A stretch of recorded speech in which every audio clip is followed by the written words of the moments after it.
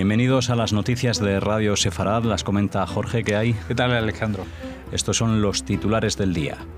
El Tribunal General Europeo decide si Hamás es o no una organización terrorista. Respuesta israelí al lanzamiento de racimos de globos con artefactos desde Gaza. Pompeo visitará Israel la semana próxima y a la siguiente asistirá a la cumbre de ese país con Grecia y Chipre. Francia. Un preso radicalizado y su mujer apuñalan a 2 agentes penitenciarios con un cuchillo cerámico. Estos son los asuntos de hoy aquí en las noticias de Radio Sefarad. Volveremos, como siempre, con la agenda cultural en una segunda parte. Hablamos ahora del Tribunal General de la Unión Europea, que emitirá este miércoles una sentencia en la que establecerá si el bloque europeo se equivocó o no en considerar a Hamás como una organización terrorista en 2015, una decisión bajo la cual el grupo islamista es susceptible de ser sometido a sanciones por parte de la Unión Europea. Esta incluyó por primera vez a Hamás en su lista de organizaciones terroristas en 2001, lo que resultó en la congelación de bienes en propiedad en el interior del bloque. La organización, que obtuvo el control de la Franja de Gaza en 2007, ha desafiado las decisiones de la Unión Europea en este aspecto en numerosas ocasiones. En 2015, Hamás recurrió esta decisión, que dice basarse en argumentos que no han sido probados, y ha alegado que todas sus acciones han sido en defensa propia. Sí, bueno, llamar defensa propia, por ejemplo, el entrar por la noche y acuchillar a los niños que duermen en una casa de un asentamiento cercano, cito, en Cisjordania, pues si eso no es terrorismo y eso es defensa propia, la verdad que yo ya tendría que jubilarme de esto y de cualquier cuestión vinculada a la moral y al lenguaje, ¿no? Está claro que Hamás es un grupo terrorista. Lo que pasa es que ellos aprovecharon un hueco legal y en 2015 presentaron una alegación que frenaba la consideración de Hamás como grupo terrorista hasta que saliera una respuesta, digamos, jurídica.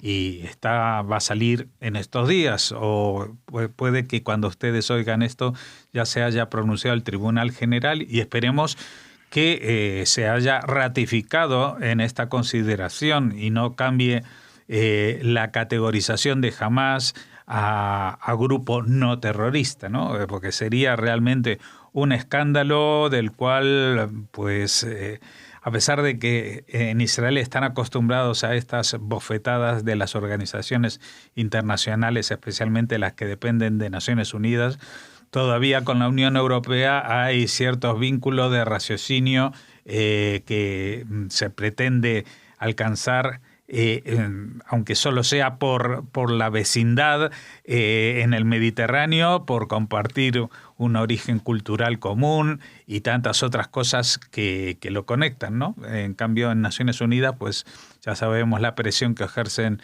los países de la Liga Árabe y otros estamentos declaradamente antisemitas. Bueno, pero volviendo a este tema, sabremos, y en el caso de que se ratifique que Hamás es un grupo terrorista, pues tendrían un problema ellos que añadir a su lista, que es que se van a congelar los bienes de propiedad que tengan.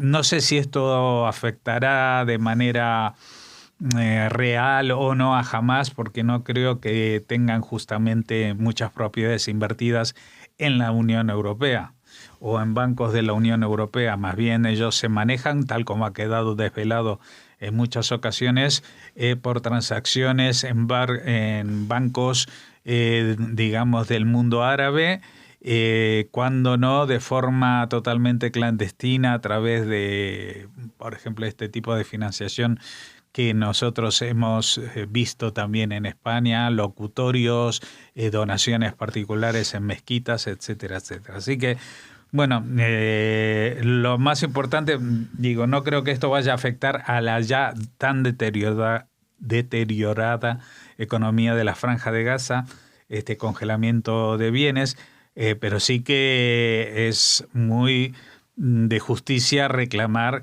que se considera Hamás como grupo terrorista y que nadie vincule sus acciones a una defensa propia, cuando en este caso pues este grupo lo que hace es atacar. El que manda misiles de forma indiscriminada contra población civil no está ejerciendo ninguna resistencia. Pueden alegar resistencia si se enfrentan a soldados que penetran en el territorio de Gaza y ofrecen una resistencia entre ellos, pero cuando ellos son los que atacan y de forma indiscriminada a civiles, pues realmente esto no tiene nada de defensa propia y sí mucho de terrorismo. El ejército israelí ha respondido al lanzamiento de racimos de globos con artefactos explosivos por parte de militantes de Hamás, atacando una posición de dicho grupo en Gaza. Un artefacto atado a uno de los globos había explotado en el Consejo Regional Shar HaNegev, sin que se registraran heridos. Una delegación de la inteligencia egipcia se encuentra en la zona para tratar de restablecer la calma en la frontera sur.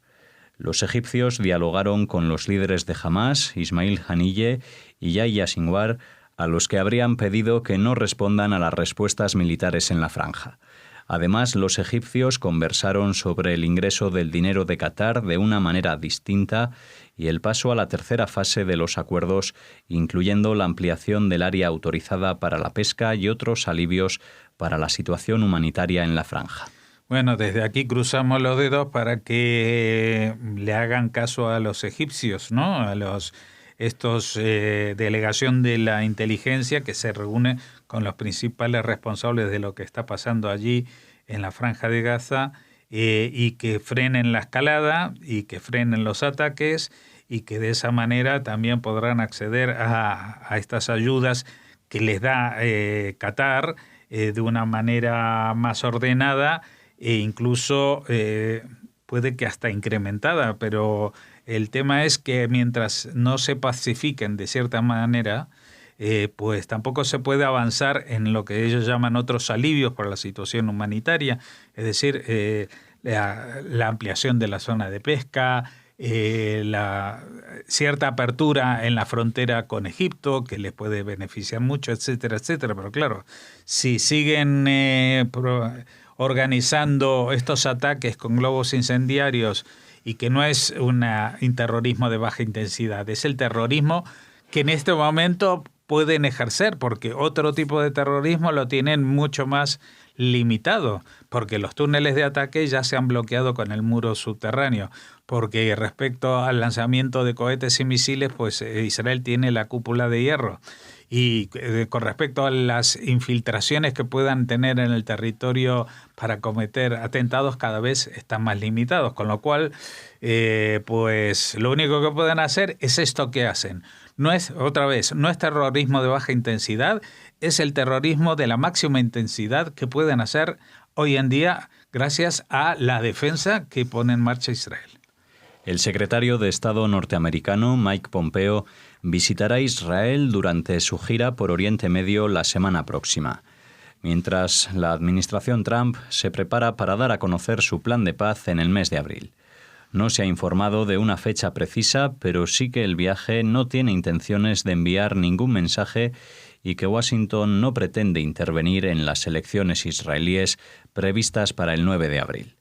Pompeo también tiene previsto participar en la cumbre trilateral de Israel, Chipre y Grecia en 2 semanas. Los 4 países están considerando emprender maniobras militares conjuntas.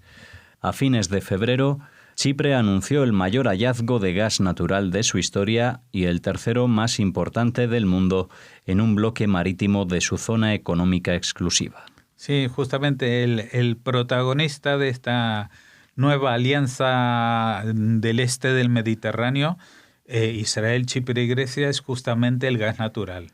El gas natural en las fosas marinas, digamos, del Mediterráneo, ¿no? Supongo, pues, sin tener ningún elemento para juzgarlo, que si Turquía estuviera presidida de otra forma y por otras fuerzas menos hostiles hacia Israel, pues igual se podría vincularla también a este tipo de impulso económico que puede dar estas bolsas de gas natural que traen un alivio energético importante, no solamente para esos países, sino para los países cercanos, porque les permiten exportar ese gas y competir en precio con otras opciones que son más restrictivas, por ejemplo el gas del gasoducto ruso, que muchas veces es el que llega al este del Mediterráneo, pues igual tendría que competir en precios con el gas de las fosas del Mediterráneo. Pero esto también ha llevado a crear una especie de alianza que, fíjate tú, porque la gente no debe olvidar que en Grecia gobierna un partido de izquierda. Un partido, incluso recordemos que cuando subió al poder hace unos años, pues estuvo allí en la ceremonia Pablo Iglesias de Podemos, porque lo consideraban un partido muy afín, y sin embargo Alexis Tsipras, que es el nombre del primer ministro griego, pues en pro de las mejoras de las condiciones de su población, pues está haciendo avances importantes no solamente en la economía, sino en la apertura hacia Israel, que teóricamente los partidos de izquierda de Europa no se vinculan, no se suelen vincular, e incluso llegando al tema de maniobras militares conjuntas. Es decir, que se consideran que ellos son los que van a defender estas riquezas naturales de las que disponen, el gas natural, etcétera, etcétera. No sería ridículo plantearlo de otra manera, es decir, nadie puede hacer un negocio de esta escala, especialmente cuando es extraterritorial, cuando es en el mar, pues sin un sistema de defensa muy avanzado en el cual lo más importante es una cooperación. El problema que tiene Turquía para participar, porque está en la misma zona, es que tiene una invasión desde el año 74 en el norte de Chipre, con un territorio ocupado militarmente, del cual nadie habla, nadie reivindica los territorios ocupados de Turquía. Pero ahí están en Chipre, y justamente en una zona donde antes, digamos, el gobierno de la isla chipriota tenía más vinculación con la cultura griega que con la cultura turca. No solamente histórica, sino, como digo, una relación cultural. Así que digamos que a pesar de la cercanía geográfica, pues Turquía está enfrascada en otro tipo de crisis y situaciones y en otro tipo de planes sultánicos, por inventarme una palabra, que le viene muy bien a su presidente casi eterno Erdogan. Las fuerzas de intervención de la policía francesa han detenido a un preso radicalizado que apuñaló a 2 agentes penitenciarios en la cárcel de Condé-sur-Sarthe, en el oeste de Francia, y se atrincheró junto a su mujer en una estancia de la prisión. Ambos resultaron heridos de bala en la intervención, lo que causó la muerte de esta horas más tarde. El ataque se produjo con un cuchillo de cerámica. La ministra de Justicia consideró que no hay ninguna duda de que se trata de un atentado terrorista, entre otros datos, ya que lo hizo al grito de Allahu Akbar, Alá es el más grande, en el momento del ataque. La pareja se encontraba en la llamada Unidad de Vida Familiar, un apartamento amueblado y separado de la zona habitual de detención en el que los presos pueden recibir a sus familiares en la intimidad. El detenido está condenado a 30 años de cárcel por detención, secuestro con resultado de muerte y robo con arma, y a otro año por apología pública de un acto terrorista, y podía ser liberado en 2038. La cárcel en la que está ingresado es una de las 2 con más medidas de seguridad de todo el país, pero los cuchillos cerámicos pasan desapercibidos por los detectores de metal. Ya, yo digo, si esta es la segunda cárcel de mayor seguridad, ¿cómo serán las otras, no? Aquí tenemos presos radicalizados, muy peligrosos. Estamos hablando de Francia, donde pues el tema de los ataques terroristas o yihadistas es muy habitual. Y sacan al preso, lo reúnen con su mujer y esta pasa un cuchillo de cerámica. Entonces dicen, claro, es muy difícil detectarlo con los detectores de metal. Ya, pero es que no, estas personas no acaban de inventar el cuchillo de cerámica. Es decir, a la persona que viene a visitar no la revisan, solamente la revisan si tiene objetos metálicos. Y entonces, ¿qué pasa, por ejemplo, con las armas que se hacen con impresoras 3D? ¿Eso tampoco le han oído hablar los de los centros penitenciarios de alta seguridad de Francia?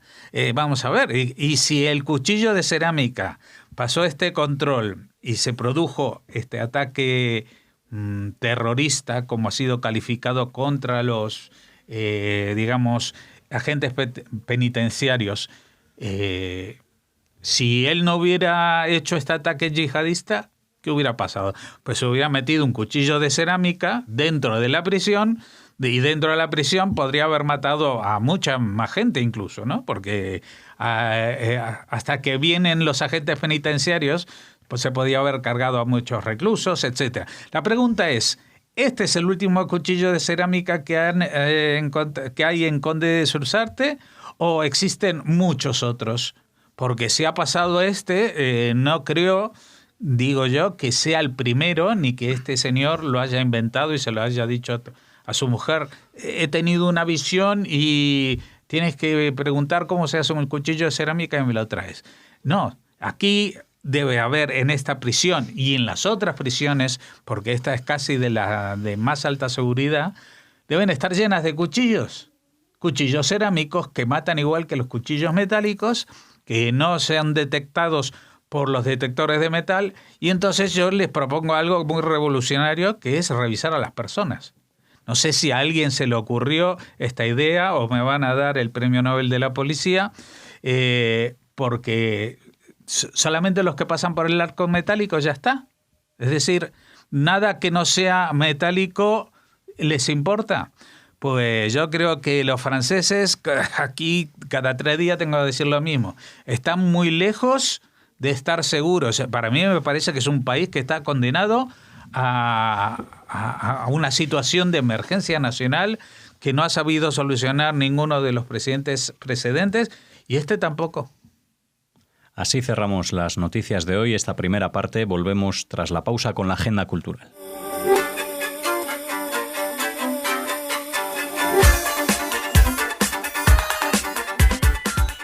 Entramos en la agenda cultural de hoy aquí en Radio Sefarad. Hola, Raquel. Hola, Alex. Hola a todos. Y lo hacemos para empezar ¿con qué? Pues con el firmamento, con la luna, porque el módulo lunar israelí, la nave espacial israelí Bereshit, ha mandado su primer selfie desde el espacio a 37.600 kilómetros de la Tierra, en su camino hacia la Luna, donde está previsto que se pose el próximo 11 de abril. Que alunice. Claro. Exactamente. Esa es la palabra.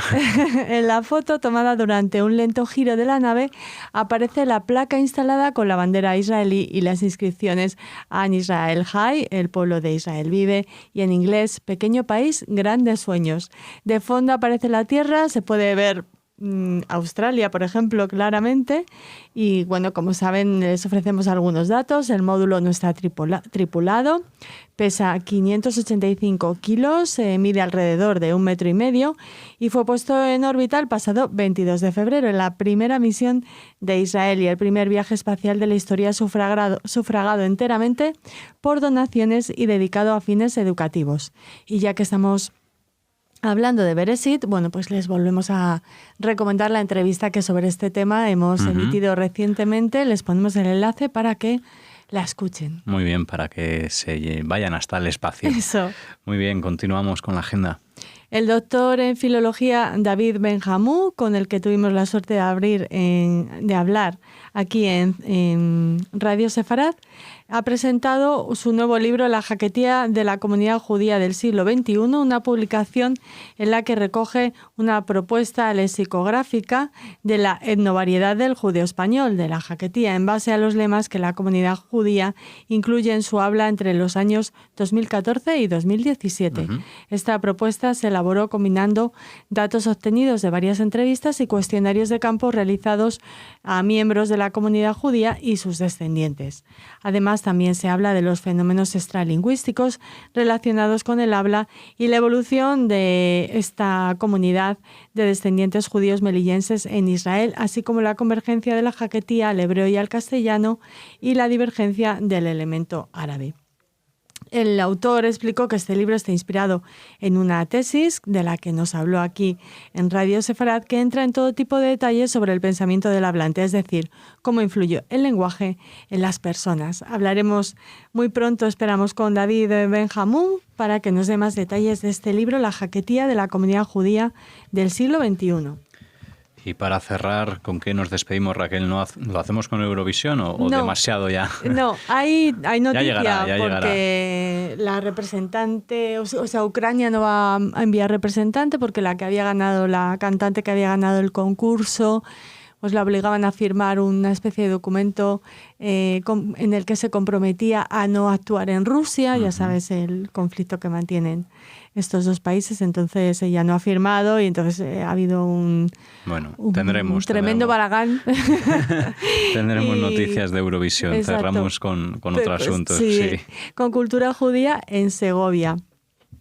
Hace tiempo que no íbamos a Segovia. Exactamente. Bueno, hay un dato muy interesante. Durante 2018 visitaron el Centro Didáctico de la Judería y sus exposiciones temporales más de 13.000 personas, lo que supone un incremento del 19% con respecto a 2017. Ya han empezado las actividades en la Judería sevillana para 2019. Lo hicieron el pasado día 28 de enero con el acto del Día de Memoria del Holocausto y Prevención de los Crímenes contra la Humanidad, y en este 12º ciclo de actividades se cuenta con un doble objetivo. Por un lado, y en clave interna, dar a conocer el legado judío de la ciudad a los propios segovianos, y el otro, en el aspecto turístico, que pretende convertir la cultura judía, la huella judía segoviana, en un recurso fundamental que logre atraer visitantes a Segovia.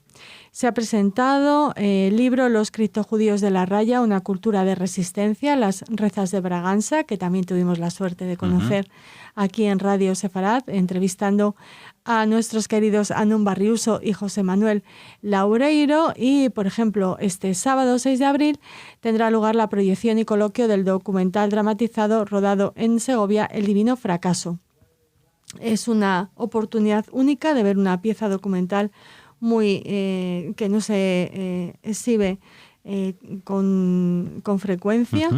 Y bueno, es una actividad que precede a la próxima, el 11 de mayo, cuando tendrá lugar el turno de un taller de cocina sefardí en el que los asistentes tendrán la oportunidad de trabajar los 3 o 4 platos significativos más emblemáticos de la cocina sefardí. No pone esta nota de prensa cuáles creen ellos que son esos platos, pero seguro que son deliciosos. Y seguiremos hablando de esta 12ª edición, de este 12º ciclo de actividades en la Judería de Segovia, muy pronto aquí en la agenda, y también en una entrevista aparte con la concejala de Cultura, con Claudia Santos, o con la propia alcaldesa de Segovia. Estamos ahí gestionándolo. Estupendo, Raquel. Pues nada, nos despedimos aquí y nada, nos pueden escuchar, como saben, en radiosefarad.com, en esa página web en la que tienen muchos contenidos acerca de la comunidad judía y otros asuntos que también pues interesan, ¿no?, a las personas que no entran dentro de la comunidad. Hasta mañana. Hasta mañana.